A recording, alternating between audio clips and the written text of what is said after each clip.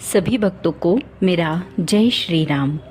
जैसा कि हम तुलसीदास कृत रामचरितमानस के हिंदी अर्थ का श्रवण कर रहे हैं, अब तक हमने दोहा क्रमांक 222 तक सुन लिया है। अब आगे। दूसरी सखी ने कहा, हे सखी, तुमने बहुत अच्छा कहा। इस विवाह से सभी का परम हित है। किसी ने कहा, शंकर जी का धनुष कठोर है और ये सांवले राजकुमार कोमल शरीर के बालक हैं। हे सयानी, सब असमंजस ही है। यह सुनकर दूसरी सखी कोमल वाणी से कहने लगी, हे सखी, इनके संबंध में कोई कोई ऐसा कहते हैं कि ये देखने में तो छोटे हैं, पर इनका प्रभाव बहुत बड़ा है। जिनके चरण कमलों की धूलि का स्पर्श पाकर अहिल्या तर गई, जिसने बड़ा भारी तप किया था, वे क्या शिव जी का धनुष बिना तोड़े रहेंगे? इस विश्वास को भूलकर भी नहीं छोड़ना चाहिए। जिस ब्रह्मा ने सीता को सवार कर बड़ी चतुराई से रचा है, उसी ने विचार कर सांवलावर भी रच रखा है। उसके ये वचन सुनकर सब हर्षित हुई और कोमल वाणी से कहने लगी, ऐसा ही हो। सुंदर मुख और सुंदर नेत्रों वाली स्त्रियां समूह की समूह हृदय में हर्षित होकर फूल बरसा रही हैं। जहां जहां दोनों भाई जाते हैं, वहां वहां परम आनंद छा जाता है। दोनों भाई नगर के पूरब की ओर गए, जहां धनुष यज्ञ के लिए भूमि बनाई गई थी। बहुत लंबा चौड़ा सुंदर ढाला हुआ पक्का आंगन था, जिस पर सुंदर और निर्मल वेदी सजाई गई थी। चारों ओर सोने के बड़े बड़े मंच बने थे, जिन पर राजा लोग बैठेंगे। उनके पीछे समीप ही चारों ओर दूसरे मचानों का मंडलाकार घेरा सुशोभित था। वह कुछ ऊंचा था और सब प्रकार से सुंदर था। जहां जाकर नगर के लोग बैठेंगे, उन्हीं के पास विशाल एवं सुंदर सफेद मकान अनेक रंगों के बनाए गए हैं, जहां अपने अपने कुल के अनुसार सब स्त्रियां यथा योग्य जिसको जहां बैठना उचित है बैठकर देखेंगी। नगर के बालक कोमल वचन कह कहकर आनंद आदर पूर्वक प्रभु श्री रामचंद्र जी को यज्ञशाला की रचना दिखला रहे हैं। सब बालक इसी बहाने प्रेम के वश होकर श्री राम जी के मनोहर अंगों को छूकर शरीर से पुलकित हो रहे हैं और दोनों भाइयों को देख देखकर उनके हृदय में अत्यंत हर्ष हो रहा है। श्री रामचंद्र जी ने सब बालकों को प्रेम के वश जानकर यज्ञ भूमि के स्थानों की प्रेम पूर्वक प्रशंसा की। इससे बालकों का उत्साह, आनंद और प्रेम और भी बढ़ गया, जिससे वे सब अपनी अपनी रुचि के अनुसार उन्हें बुला लेते हैं और प्रत्येक के बुलाने पर दोनों भाई प्रेम सहित उनके पास चले जाते हैं। कोमल, मधुर और मनोहर वचन कहकर श्री राम जी अपने छोटे भाई लक्ष्मण को यज्ञ भूमि की रचना दिखलाते हैं, जिनकी आज्ञा पाकर माया लव निमेष पलक गिरने के चौथाई समय में ब्रह्मांडों के समूह रच डालती है। वही दीनों पर दया करने वाले श्री राम जी भक्ति के कारण धनुष यज्ञशाला को चकित होकर आश्चर्य के साथ देख रहे हैं। इस प्रकार सब कौतुक विचित्र रचना देखकर वे गुरु के पास चले। देर हुई जानकर उनके मन में डर है। जिनके भय से डर को भी डर लगता है, वही प्रभु भजन का प्रभाव, जिसके कारण ऐसे महान प्रभु भी भय का नाट्य करते हैं, दिखला रहे हैं। उन्होंने कोमल, मधुर और सुंदर बातें कहकर बालकों को जबरदस्ती विदा किया। फिर भय, प्रेम, विनय और बड़े संकोच के साथ दोनों भाई गुरु के चरण कमलों में सिर नवाकर आज्ञा पाकर बैठे। रात्रि का प्रवेश होते ही संध्या के समय मुनि ने आज्ञा दी। तब सब ने संध्या वंदन किया। फिर प्राचीन कथाएं तथा इतिहास कहते कहते सुंदर रात्रि दोपहर बीत गई। तब श्रेष्ठ मुनि ने जाकर शयन किया। दोनों भाई उनके चरण दबाने लगे।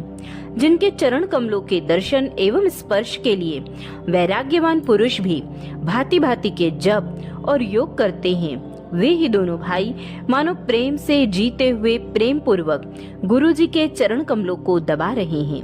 मुनि ने बार बार आज्ञा दी। तब श्री रघुनाथ जी ने जाकर शयन किया। श्री राम जी के चरणों को हृदय से लगाकर भय और प्रेम सहित परम सुख का अनुभव करते हुए लक्ष्मण जी उनको दबा रहे हैं। प्रभु श्री रामचंद्र जी ने बार बार कहा, हे तात सो जाओ। तब वे उन चरण कमलों को हृदय में धरकर लेट रहे। रात बीतने पर मुर्गे का शब्द कानों से सुनकर लक्ष्मण जी उठे। जगत के स्वामी सुजान श्री रामचंद्र जी भी गुरु से पहले ही जाग गए। सब शौच क्रिया करके वे जाकर नहाए। फिर संध्या अग्निहोत्रादि नित्य कर्म समाप्त करके उन्होंने मुनि को मस्तक नवाया। पूजा का समय जानकर गुरु की आज्ञा पाकर दोनों भाई फूल लेने चले। उन्होंने जाकर राजा का सुंदर बाग देखा, जहाँ वसंत ऋतु लुभा कर रह गई है। मन को लुभाने वाले अनेक वृक्ष लगे हैं। रंग बिरंगी उत्तम लताओं के मंडप छाए हुए हैं। नए पत्तों, फलों और फूलों से युक्त सुंदर वृक्ष अपनी संपत्ति से कल्प वृक्ष को भी लजा रहे हैं। पपीहे, कोयल, तोते, चकोर आदि पक्षी मीठी बोली बोल रहे हैं और मोर सुंदर नृत्य कर रहे हैं। बाग के बीचों बीच सुहावना सरोवर सुशोभित है, जिसमें मणियों की सीढ़ियां विचित्र ढंग से बनी हैं। उसका जल निर्मल है, जिसमें अनेक रंगों के कमल खिले हुए हैं। जल के पक्षी कलरव कर रहे हैं और भ्रमर गुंजार कर रहे हैं। बाग और सरोवर को देखकर प्रभु श्री रामचंद्र जी भाई लक्ष्मण सहित हर्षित हुए। यह बाग वास्तव में परम रमणीय है, जो जगत को सुख देने वाले श्री रामचंद्र जी को सुख दे रहा है। चारों ओर दृष्टि डालकर और मालियों से पूछकर वे प्रसन्न मन से पत्र पुष्प लेने लगे। उसी समय सीता जी वहां आई। माता ने उन्हें गिरिजा जी की पूजा करने के लिए भेजा था। साथ में सब सुंदरी और सयानी सखियां हैं, जो मनोहर वाणी से गीत गा रही हैं। सरोवर के पास गिरिजा जी का मंदिर सुशोभित है, जिसका वर्णन नहीं किया जा सकता। देखकर मन मोहित हो जाता है। सखियों सहित सरोवर में स्नान करके सीता जी प्रसन्न मन से गिरिजा जी के मंदिर में गई। उन्होंने बड़े प्रेम से पूजा की और अपने योग्य सुंदर वर मांगा। एक सखी सीता जी का साथ छोड़कर फुलवाड़ी देखने चली गई थी। उसने जाकर दोनों भाइयों को देखा और प्रेम में विहल होकर वह सीता जी के पास आई। सखियों ने उसकी दशा देखी कि उसका शरीर पुलकित है और नेत्रों में जल भरा है। सब कोमल वाणी से पूछने लगी कि अपनी प्रसन्नता का कारण बता। उसने कहा, दो राजकुमार बाग देखने आए हैं। किशोर अवस्था के हैं और सब प्रकार से सुंदर हैं। वे सांवले और गोरे रंग के हैं। उनके सौंदर्य को मैं कैसे बखान कर कहूँ। वाणी बिना नेत्र की है और नेत्रों के वाणी नहीं है। यह सुनकर और सीता जी के हृदय में बड़ी उत्कंठा जानकर सब सयानी सखियां प्रसन्न हुई। तब एक सखी कहने लगी, हे सखी, ये वही राजकुमार है जो सुना है कि कल विश्वामित्र मुनि के साथ आए हैं और जिन्होंने अपने रूप की मोहिनी डालकर नगर के स्त्री पुरुषों को अपने वश में कर लिया है। जहां तहां सब लोग उनकी ही छवि की का वर्णन कर रहे हैं। अतएव चलकर उन्हें देखना चाहिए। वे देखने ही योग्य हैं। उनके वचन सीता जी को अत्यंत ही प्रिय लगे और दर्शन के लिए उनके नेत्र अकुला उठे। उसी प्यारी सखी को आगे करके सीता जी चली। पुरानी प्रीति को कोई लख नहीं पाता। नारद जी के वचनों का स्मरण करके सीता जी के मन पवित्र प्रीति उत्पन्न हुई। वे चकित होकर सब ओर इस तरह देख रही हैं, मानो डरी हुई मृग छौनी इधर उधर देख रही हो। कंकण, हाथों के कड़े, करधनी और पायजेब के शब्द सुनकर श्री रामचंद्र जी हृदय में विचार कर लक्ष्मण जी से कहते हैं, यह ध्वनि ऐसी आ रही है मानो कामदेव ने विश्व को जीतने का संकल्प करके डंके पर चोट मारी है। ऐसा कहकर श्री राम जी ने फिर कर उस ओर देखा। श्री सीता जी के मुख रूपी चंद्रमा को निहारने के लिए उनके नेत्र चकोर बन गए। सुंदर नेत्र स्थिर हो गए। टकटकी लग गई, मानो निमि जनक के पूर्वज ने, जिनका सबकी पलकों में निवास माना गया है।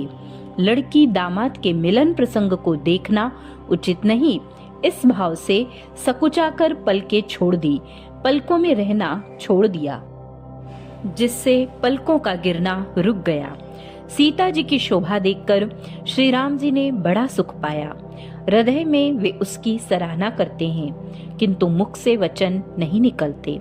वह शोभा ऐसी अनुपम है मानो ब्रह्मा ने अपनी सारी निपुणता को मूर्ति मानकर संसार को प्रकट करके दिखला दिया हो।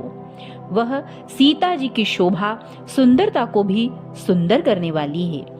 वह ऐसी मालूम होती है मानो सुंदरता रूपी घर में दीपक की लौ जल रही हो। अब तक सुंदरता रूपी भवन में अंधेरा था, वह भवन मानो सीता जी की सुंदरता रूपी दीप शिखा को पाकर जगमगा उठा है, पहले से भी अधिक सुंदर हो गया है। सारी उपमाओं को तो कवियों ने झूठा कर रखा है।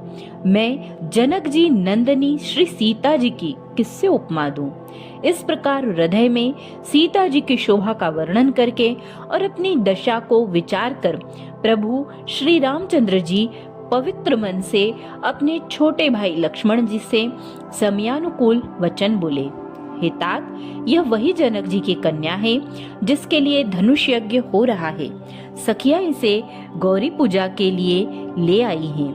यह फुलवाड़ी में प्रकाश करती हुई फिर रही है, जिसकी अलौकिक सुंदरता देखकर स्वभाव से ही पवित्र मेरा मन क्षुब्ध हो रहा है। वह सब कारण अथवा उसका सब कारण तो विधाता जाने, किंतु हे भाई सुनो, मेरे मंगलदायक दाहिने अंग फड़क रहे हैं। रघुवंशियों का यह सहज जन्मजात स्वभाव है कि उनका मन कभी कुमार्ग पर पैर नहीं रखता। मुझे तो अपने मन का अत्यंत ही विश्वास है कि जिसने जागृत को कौन कहे, स्वप्न में भी पराई स्त्री पर दृष्टि नहीं डाली। रण में शत्रु जिनकी पीठ नहीं देख पाते, अर्थात जो लड़ाई के मैदान से भागते नहीं, पराई स्त्रियां जिनके मन और दृष्टि को नहीं खींच पाती, और भिखारी जिनके यहाँ से ना ही नहीं पाते, खाली हाथ नहीं लौटते, ऐसे श्रेष्ठ पुरुष संसार में थोड़े ही हैं। यूं श्री राम जी छोटे भाई से बातें कर रहे हैं, पर मन सीता जी के रूप पर लुभाया हुआ उनके मुख रूपी कमल के छवि रूप मकरंद रस को भौरे की तरह पी रहा है। सीता जी चकित होकर चारों ओर देख रही हैं। मन इस बात की चिंता कर रहा है कि राजकुमार कहाँ चले गए। बाल मृगनयनी मृग के छौने की सी आंख वाली सीता जी जहाँ दृष्टि डालती हैं, वहाँ मानो श्वेत कमलों की कतार बस बरस जाती है। तब सखियों ने लता की ओट में सुंदर श्याम और गौर कुमारों को दिखलाया। उनके रूप को देखकर नेत्र ललचा उठे। वे ऐसे प्रसन्न हुए मानो उन्होंने अपना खजाना पहचान लिया। श्री रघुनाथ जी की छवि देखकर नेत्र थकित हो गए, पलकों ने भी गिरना छोड़ दिया। अधिक स्नेह के कारण शरीर विहल हो गया, मानो शरद रूपी के चंद्रमा को चकोरी देख रही हो। नेत्रों के रास्ते श्री राम जी को हृदय में लाकर चतुर शिरोमणि जानकी जी ने पलकों के किवाड़ लगा दिए, अर्थात नेत्र मूंद कर उनका ध्यान करने लगी। जब सखियों ने सीता जी को प्रेम के वश जाना, तब वे मन में सकुचा गई, कुछ कह नहीं सकती थी। उसी समय दोनों भाई लता मंडप में से प्रकट हुए, मानो दो निर्मल चंद्रमा बादलों के पर्दों को हटाकर निकले हों। दोनों सुंदर भाई शोभा की सीमा है। उनके शरीर की आभा नीले और पीले कमल की सी है। सिर पर सुंदर मोर पंख सुशोभित थे। उनके बीच बीच में फूलों की कलियों के गुच्छे लगे हैं। माथे पर तिलक और पसीने की बूंदें शोभायमान हैं। कानों में सुंदर भूषणों की छवि छाई है। टेढ़ी भौहें और घुंघराले बाल हैं। नए लाल कमल के समान रत्नारे लाल नेत्र हैं। ठोड़ी, नाक और गाल बड़े सुंदर हैं और हंसी की शोभा मन को मोल लिए लेती है। मुख की छवि तो मुझसे कही ही नहीं जाती, जिसे देखकर बहुत से कामदेव लजा जाते हैं। वक्षस्थल पर मणियों की माला है। शंख के सदृश सुंदर गला है। कामदेव के हाथी के बच्चे की सूंड के समान उतार चढ़ाव वाली एवं कोमल भुजाएं हैं, जो बल की सीमा है, जिसके बाएं हाथ में फूलों सहित दोना है। हे सखी, वह सांवला कुंवर तो बहुत ही सलोना है। सिंह किसी पतली लचीली कमर वाले पीतांबर धारण किए हुए, शोभा और शील के भंडार, सूर्य कुल के भूषण श्री रामचंद्र जी को देखकर सखियां अपने आप को भूल गईं। एक चतुर सखी धीरज धरकर हाथ पकड़कर सीता जी से बोली, गिरिजा जी का ध्यान फिर कर लेना, इस समय राजकुमार को क्यों नहीं देख लेती। तब सीता जी ने सकुचाकर नेत्र खोले और रघुकुल के दोनों सिंहों को अपने सामने खड़े देखा।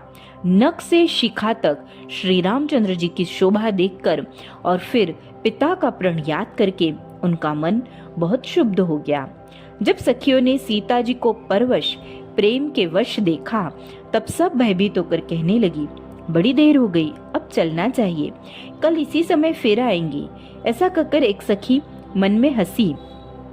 सखी की यह रहस्य भरी वाणी सुनकर सीता जी सकुचा गई। देर हो गई जान उन्हें माता का भय लगा। बहुत धीरज धरकर वे श्री रामचंद्र जी को हृदय में ले आई और उनका ध्यान करती हुई अपने पिता के अधीन जानकर लौट चली। मृग, पक्षी और वृक्षों को देखने के बहाने सीता जी बार बार घूम जाती हैं और श्री राम जी की छवि देख देख कर उनका प्रेम कम नहीं बढ़ रहा है, अर्थात बहुत ही बढ़ता जाता है। शिव जी के धनुष को कठोर जानकर वे वसुरती मन में विलाप करती हुई हृदय में श्री राम जी की सांवली मूर्ति को रखकर चली। शिव जी के धनुष की कठोरता का स्मरण आने से उन्हें चिंता होती थी कि ये सुकुमार रघुनाथ जी उसे कैसे तोड़ेंगे। पिता के प्रण की स्मृति से उनके हृदय में एक शोभ था ही, इसलिए मन में विलाप करने लगी। प्रेमवश ऐश्वर्य की विस्मृति हो जाने से ही ऐसा हुआ। फिर भगवान के बल का स्मरण आते ही वे हर्षित हो गई और सांवली छवि को हृदय में धारण करके चली।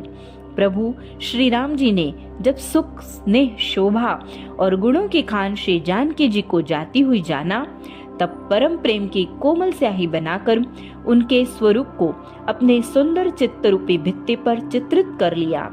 सीता जी पुनः भवानी जी के मंदिर में गई और उनके चरणों की वंदना करके हाथ जोड़कर बोली, हे श्रेष्ठ पर्वतों के राजा हिमाचल की पुत्री पार्वती, आपकी जय हो, जय हो। हे महादेव जी के मुख रूपी चंद्रमा की ओर टकटकी लगाकर देखने वाली चकोरी, आपकी जय हो। हे हाथी के मुख वाले गणेश जी और 6 मुख वाले स्वामी कार्तिक जी की माता, हे जगत जननी, हे बिजली किसी कांतियुक्त शरीर वाली, आपकी जय हो। आपका न आदि है, न मध्य है और न अंत है। आपके असीम प्रभाव को वेद भी नहीं जानते। आप संसार को उत्पन्न, पालन और नाश करने वाली हैं, विश्व को मोहित करने वाली और स्वतंत्र रूप से विहार करने वाली हैं। पति को इष्ट देव मानने वाली श्रेष्ठ नारियों में है माता आपकी प्रथम गणना है। आपकी अपार महिमा को हजारों सरस्वती और शेष जी भी नहीं कह सकते। हे भक्तों को मुंह मांगा वर देने वाली, हे त्रिपुर के शत्रु शिव जी की प्रिय पत्नी, आपकी सेवा करने से चारों फल सुलभ हो जाते हैं। हे देवी, आपके चरण कमलों की पूजा करके देवता, मनुष्य और मुनि सभी सुखी हो जाते हैं। मेरे मनोरथों को आप भलीभांति जानती हैं, क्योंकि आप सदा सबके हृदय रूपी नगरी में निवास करती हैं। इसी कारण मैंने उसको प्रकट नहीं किया। ऐसा कहकर जानकी जी ने उनके चरण पकड़ लिए। गिरिजा जी सीता जी के विनय और प्रेम के वश हो गई। उनके गले की माला खिसक पड़ी और मूर्ति मुस्कुराई। सीता जी ने आदर पूर्वक उस प्रसाद माला को सिर पर धारण किया। गौरी जी का हृदय हर्ष से भर गया और वे बोली, हे सीता, हमारी सच्ची आशीष सुनो, तुम्हारी मनोकामना पूरी होगी। नारद जी का वचन सदा पवित्र, संशय, भ्रम आदि दोषों से रहित और सत्य है। जिससे तुम्हारा मन अनुरक्त हो गया है, वही वर तुमको मिलेगा। जिसमें तुम्हारा मन अनुरक्त हो गया है, वही स्वभाव से ही सुंदर सांवला वर श्री रामचंद्र जी तुमको मिलेगा। वह दया का खजाना और सुजान सर्वज्ञ है, तुम्हारे शील और स्नेह को जानता है। इस प्रकार गौरी जी का आशीर्वाद सुनकर जानकी जी समेत सब सखियां हृदय में हर्षित हुई। तुलसीदास जी कहते हैं, हे भवानी को बार बार पूछकर सीता जी प्रसन्न मन से राजमहल को लौट चली। गौरी जी को अनुकूल जानकर सीता जी के हृदय को जो हर्ष हुआ वह कहा नहीं जा सकता। सुंदर मंगलू के मूल उनके बाएं अंग फड़कने लगे। हृदय में सीता जी के सौंदर्य की सराहना करते हुए दोनों भाई गुरु जी के पास गए। श्री रामचंद्र जी ने विश्वामित्र जी से सब कुछ कह दिया, क्योंकि उनका सरल स्वभाव है, छल तो उसे छूता भी नहीं है। फूल पाकर मुनि ने पूजा की, फिर दोनों भाइयों को आशीर्वाद दिया कि तुम्हारे मनोरथ सफल हो। यह सुनकर श्री राम लक्ष्मण सुखी हुए। श्रेष्ठ विज्ञानी मुनि विश्वामित्र जी भी भोजन करके कुछ प्राचीन कथाएं कहने लगे। इतने में दिन बीत गया और गुरु की आज्ञा पाकर दोनों भाई संध्या करने चले। पूर्व दिशा में सुंदर चंद्रमा का उदय हुआ। श्री रामचंद्र जी ने उसे सीता के मुख के समान देखकर सुख पाया। फिर मन में विचार किया कि यह चंद्रमा सीता जी के मुख के समान नहीं है। खारे समुद्र में तो इसका जन्म, फिर उसी समुद्र से उत्पन्न होने के कारण विष इसका भाई। दिन दिन में यह मलिन, शोभाहीन, निस्तेज रहता है और कलंकी, काले दाग से युक्त है। बेचारा गरीब चंद्रमा सीता जी के मुख की बराबरी कैसे पा सकता है। फिर यह घटता बढ़ता है और विरहिणी स्त्रियों को दुख देने वाला है। राहु अपनी संधि में पाकर इसे ग्रस लेता है। चकवे को चकवी के वियोग का शोक देने वाला और कमल का वैरी उसे मुरझा देने वाला है। हे चंद्रमा, तुझ में बहुत से अवगुण हैं जो सीता जी में नहीं है। अतः जानकी जी के मुख की तुझे उपमा देने में बड़ा अनुचित कर्म करने का दोष लगेगा। इस प्रकार चंद्रमा के बहाने सीता जी के मुख की छवि का वर्णन करके बड़ी रात हो गई जान वे गुरु जी के पास चले। मुनि के चरण कमलों में प्रणाम करके आज्ञा पाकर उन्होंने विश्राम किया। रात बीतने पर श्री रघुनाथ जी जागे और भाई को देखकर ऐसा कहने लगे, हे तात, देखो कमल, चक्रवाक और समस्त संसार को सुख देने वाला अरुणोदय हुआ है। लक्ष्मण जी दोनों हाथ जोड़कर प्रभु के प्रभाव को सूचित करने वाले कोमल वाणी में बोले। अरुणोदय होने से कुमुदनी सकुचा गई और तारागणों का प्रकाश फीका पड़ गया। जिस प्रकार आपका आना सुनकर सब राजा बलहीन हो गए हैं। बोलो सियावर राम